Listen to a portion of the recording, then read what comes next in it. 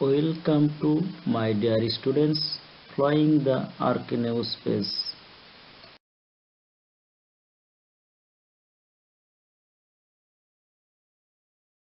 I am Mohammad Noor Mujahid Bishwas, Assistant Teacher Sociology, Ratondia Rajanikanto Government Model High School, Ratondia Kalokhali, Rajbari. English for today, Class 7. তো আমি part সিটা শুরু করছি। দেখো এখানে আমাদেরকে একটা ইনস্ট্রাকশন দিয়েছে। ইনস্ট্রাকশনে বলছে যে fill in the blanks with suitable words.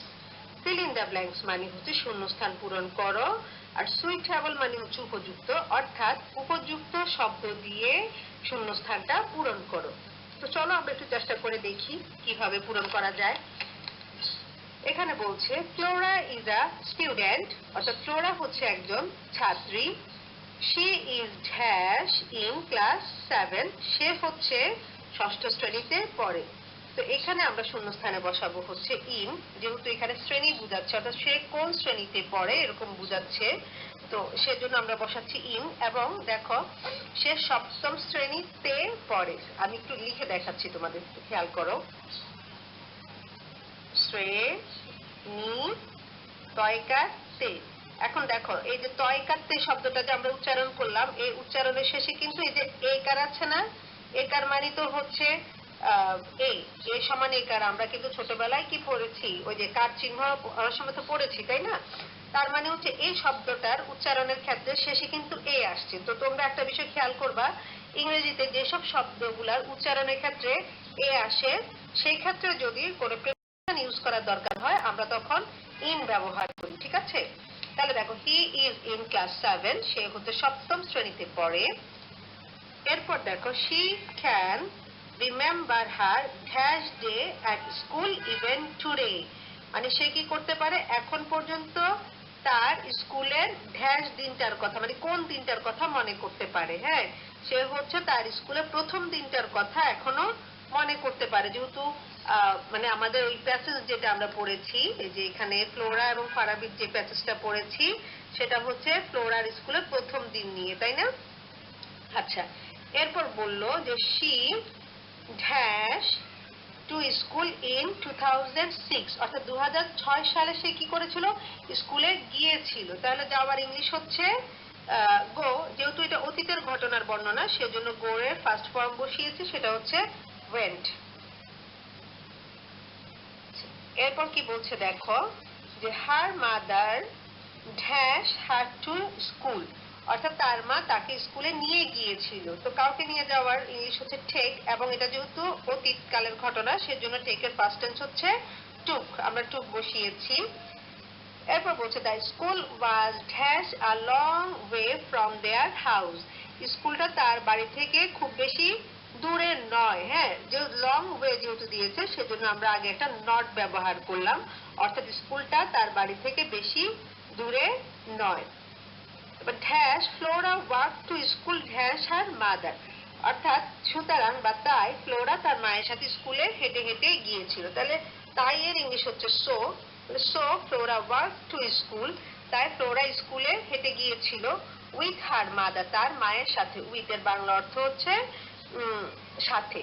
তো তোমরা এভাবে করে পার্ট সিটা সাজিয়ে নিতে পারো। এখন আমি পার্ট ডিতে চলে যাচ্ছি। এখানে কি বলছে দেখো, match the words with their meanings. Meaning মানে হচ্ছে অর্থ, ম্যাচ মানে হচ্ছে মিলানো, অর্থাৎ শব্দগুলোর সাথে তাদের অর্থগুলো মিল করো। তো আমরা যে টেবিলটা দেখতে পাচ্ছি, এটার এক পাশে হচ্ছে ওয়ার্ডস, মানে কিছু শব্দ দেওয়া আছে, যে এখানে 4টা শব্দ দেওয়া আছে, আর অন্য পাশে আছে তাদের মিনিংস বা অর্থ। তো চলো আমরা এটাও একটু সলভ করে ফেলি। কালারটা চেঞ্জ করি। আচ্ছা, প্রথমটা হচ্ছে চ্যাট। হ্যাঁ, তা আমরা কি করি এখন, মেসেঞ্জার হোয়াটসঅ্যাপে অনেক চ্যাট ট্যাট করি বন্ধু বান্ধবের সাথে, তাই না? তো এই চ্যাটের বাংলা অর্থ হচ্ছে যে কারোর সাথে বসে একটু গল্প গুজব করা, বা ধরো সে তোমার সমবয়সী হতে পারে, বা অন্য কেউ হতে পারে, কোনো ফ্রেন্ড হতে পারে, এরকম কারোর সাথে আমরা যে বসে গল্প করি সেটাকে বলা হয় হচ্ছে চ্যাট। বিভিন্ন বিষয়ে তোমরা কথা বলো, হ্যাঁ, তোমাদের স্কুলের ব্যাপারে হতে পারে, খেলাধুলা হতে পারে, এই ধরনের বা কোনো ফানি অ্যাক্টিভিটি নিয়ে তোমরা কোনো কথা বলতে পারো। তো সো এই চ্যাটটাকে তোমরা মিলাবা হচ্ছে এখানে, দেখো, আ ফ্রেন্ডলি কনভারসেশন, মানে একটা বন্ধুসুলভ যে কথোপকথন আমাদের মধ্যে হয়ে থাকে সেটাকে আমরা বলছি হচ্ছে চ্যাট। এরপর দেখো রিকল। রিকল মানে হচ্ছে স্মরণ করতে পারা বা পুনরায় মনে করতে পারা। তো রিকল এবং রিমেম্বার দুটাই হচ্ছে একই কথা। রিমেম্বার অর্থ মনে করতে পারা অথবা স্মরণ করতে পারা, রিকল অর্থ তাই। এরপর হচ্ছে এক্স্যাক্টলি। এক্স্যাক্টলি মানে একেবারে ঠিকঠাক ভাবে, সঠিকভাবে। তাহলে দেখো এটা মিলছে হচ্ছে আমার প্রিসাইসলি এর সাথে। এক্স্যাক্টলি এবং প্রিসাইসলি দুটাই হচ্ছে সেম অর্থ বহন করে, অর্থাৎ একেবারে ঠিকঠাক ভাবে। এরপর দেখো এক্সাইটেড। এক্সাইটেড মানে হচ্ছে, মানে তুমি যে কোনো একটা ব্যাপারে খুবই উত্তেজিত বা যে ব্যাপারটা শুনে তোমার খুব বেশি আনন্দ হচ্ছে, খুব বেশি আমরা খুশি, সেটাকে আমরা বলি এক্সাইটেড। হ্যাঁ, তো এইটার অর্থটা হচ্ছে দেখো ফিলিং হ্যাপিনেস। হ্যাপিনেস মানে হচ্ছে সুখ, ফিলিং মানে হচ্ছে অনুভূতি, অর্থাৎ তোমার সুখের যে অনুভূতি অথবা খুব আমরা মনের ভিতর খুব আনন্দ উপভোগ করছি বা অনুভব করছি আনন্দকে, সেটাকে আমরা বলছি হচ্ছে এক্সাইটেড। হ্যাঁ, তো তাহলে দেখো